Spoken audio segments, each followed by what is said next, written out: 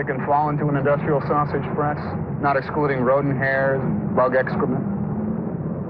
I hate you, Strebeck. Dan Aykroyd is Sergeant Joe Friday's nephew, Joe Friday, in Dragnet. Dragnet is a very funny parody of the famous TV crime show that starred Jack Webb as the stern L.A. police detective who wanted just the facts, ma'am.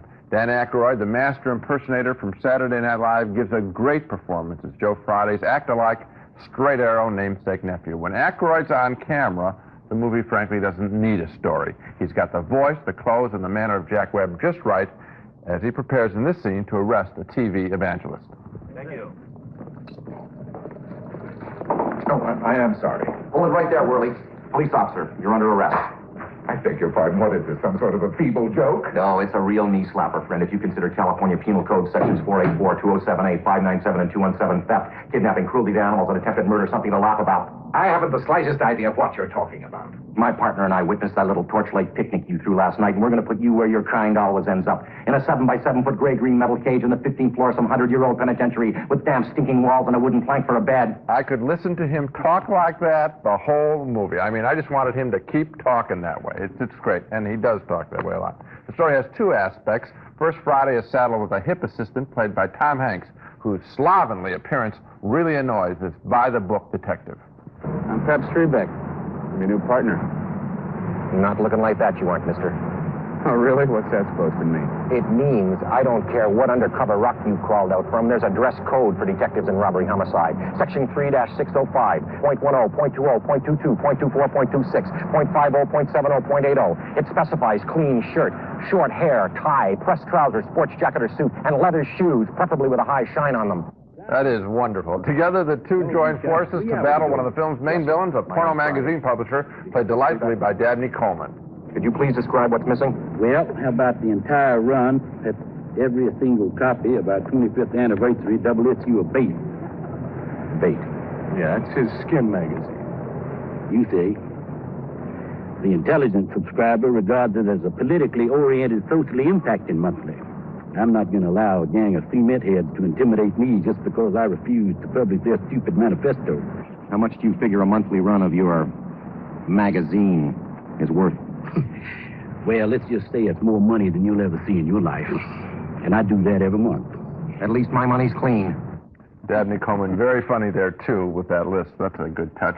I enjoyed Dragnet, though, most of all because of Dan Aykroyd. It was very much like one of his classic Saturday Night Live impersonations, you know, Richard Nixon or talk show host Tom Snyder. Comedy bits that I wish back then had lasted a couple of hours. Well, now we've got a whole movie that does.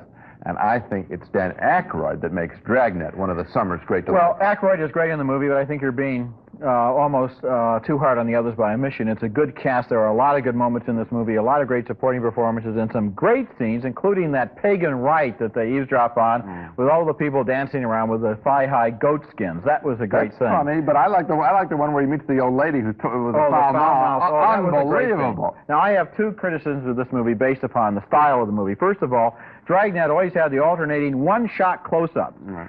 Where they have the staccato dialogue. What do you mean by that? You know what I mean. What's that? Oh, you know. They don't do it here. Right. They make the mistake of having them over-the-shoulder close-ups, misses the whole point. It seems like a small one, but it's a big one. And the second thing, where did they get that crummy, crappy music in the beginning title and at the end? The disco rap music video clone. You know where that comes from? They should have used the Dragnet theme. At the end of the movie, I was hungering. I wanted to hear that da-da-da-da. I walked out of the theater singing it to myself because I wanted it so badly. Well, the sad fact is that they didn't have enough confidence in the material that they had to try and hook kids in with some disco thing. They have got a great movie there. Dan Aykroyd, I'm going to go back to the main point, which is he is so great in this film. This is the kind of work that does not get Academy Award nominations. It should get one. It is a good movie. They should go back and throw away all of that music that's going to be their hit single or something. Put in the Dragnet theme. It needs it. It would have been.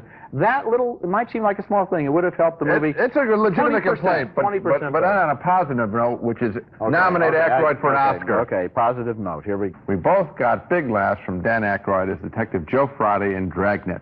2 thumbs up.